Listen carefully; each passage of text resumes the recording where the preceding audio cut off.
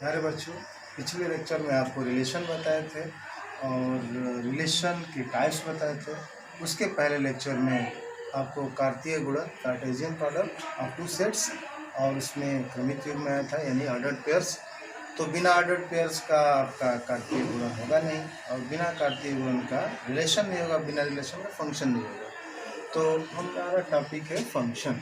तो फंक्शन क्या होता है? Function is a special type of relation. ये भी एक रिलेशन ही होता है लेकिन स्पेशल रिलेशन होता है। तो फंक्शन को डिफाइन करते हैं यहाँ पे कि function from set A to set B associate to each element of set A to a unique element to set B. कहने का हमारा मतलब ये है कि दो सेट मान लेते हैं ए और बी है, हम ये सेट ए हो गया और ये सेट बी हो गया। तो सेट ए में सपोज कर लेते हैं एलिमेंट आपके A B C D E, set B में 1 2 3 4 5 करा कि set A to set B, set A से सेट बी में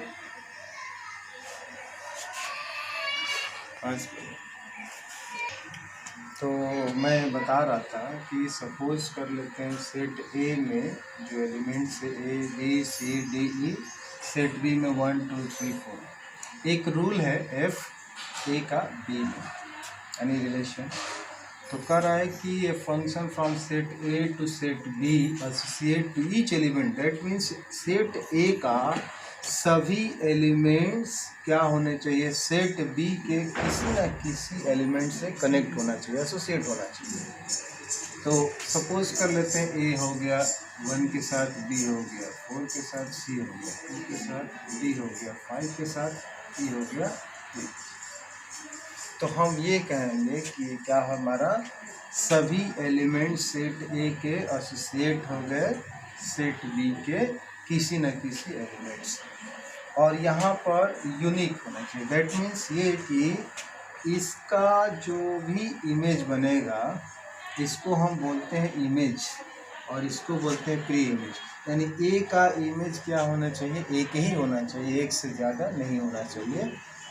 बी का भी, सी का भी, डी का सभी। कहने का मतलब ये कि ये हमारे सभी एलिमेंट्स बी के किसी न किसी एलिमेंट से कनेक्ट होना चाहिए, तभी वो हमारा फंक्शन डिफाइन होगा, अदरवाइज नहीं होगा। तो ये तो डेफिनेशन के थ्रू हो गया। अब कब फलन परिभाषित होगा, कब नहीं होगा, तो वो चीज़ें हम देखते हैं।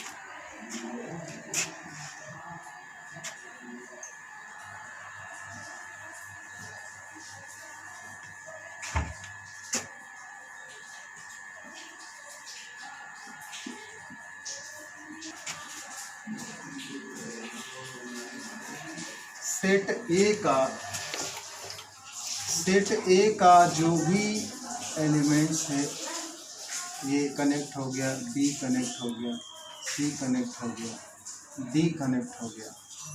और अगर सपोज ये किसी से कनेक्ट अगर नहीं है तो हम ये कहेंगे कि ये फलन डिफाइन नहीं होगा, फलन नहीं है। क्यों? क्योंकि डेफिनेशन के अनुसार सेट ए के सभी एलिमेंट्स सेट बी से कनेक्ट होना चाहिए, इसलिए हमारा फलन डिफाइन नहीं होगा।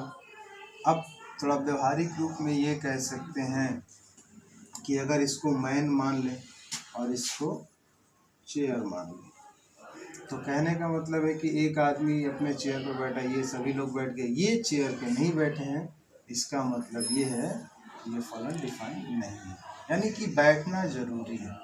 एक केस में ये हो गया। दूसरे केस में ये हो सकता है कि suppose that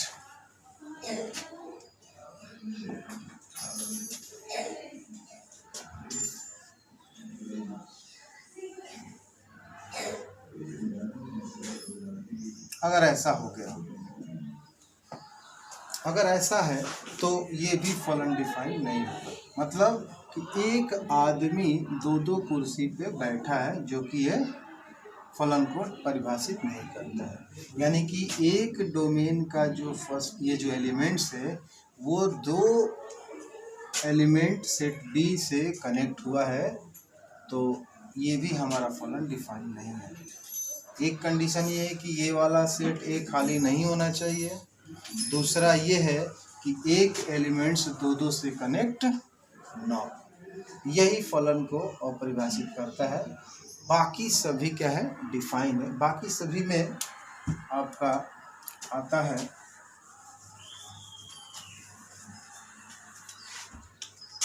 one one function. One one function क्या होता है, क्लियरली डेफिनेशन से समझ में आ गया होगा कि वन वन का मतलब ये है कि सबका यूनिक इमेज 1 2 3 4 5, ये हो गया 1, ये हो गया, ये हो गया, ये हो गया। इधर जो सेट बी के एलिमेंट्स है, इधर किसी का प्री इमेज मिले या ना मिले मतलब उससे नहीं है, मतलब हमारा ये है कि ये फुलफिल होना चाहिए, इधर खाली रह सकता है। तो हम ये कहेंगे कि ए का कनेक्ट 1 से, बी का 2 से, ऐसे करके तो हम ये कहेंगे कि ये सभी क्या है आपके वन वन फंक्शन, ये फलन आपके वन वन फंक्शन हो गए। अब इसमें जो डोमेन क्या है, तो डोमेन में आपका क्या हो जाएगा, A B C D E F domain हो गया। कोडोमेन आपका हो जाएंगे सेट बी के सभी एलिमेंट्स 1 2 3 4 5 6 7 8 और 9, कोडोमेन हो जाएगा। और जो रेंज हो जाएगा, रेंज आपका ये सभी जो कनेक्ट है 1 2 3 4 5 और 6, यही है वन वन फंक्शन। इसके बाद आता है मेनी वन। मेनी वन का मतलब है, इसी को देखते हैं, मेनी वन। मेनी वन का मतलब कई लोग एक या एक से अधिक एलिमेंट्स का जो रेंज बनेगा ये करते हैं 1 2 3 4, जैसे ये है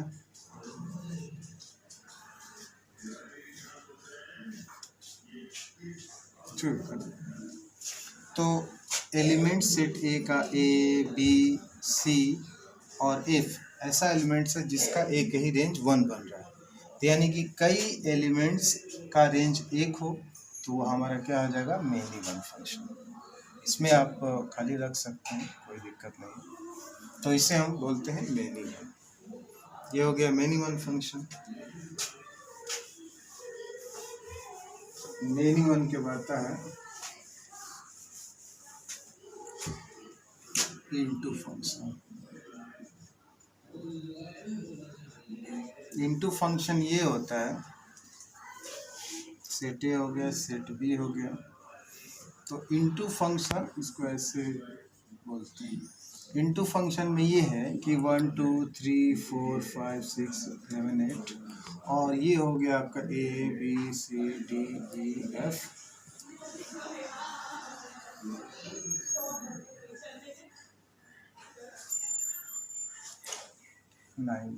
इनटू फंक्शन ये कहता है कि सेट बी का कोई भी एलिमेंट्स सेट ए से, माने सेट बी का कोई एक या दो से एलिमेंट्स उसका प्री इमेज न हो तो वो हमारा क्या होता है, इनटू फंक्शन। मतलब ये कि खाली सीटें होनी चाहिए, ये तो खाली रहने कोई सवाल ही नहीं है, इसमें खाली सीटें होनी चाहिए, तो ये हमारा इनटू फंक्शन। और इसी का जस्ट अनटू फंक्शन अगर कह लें,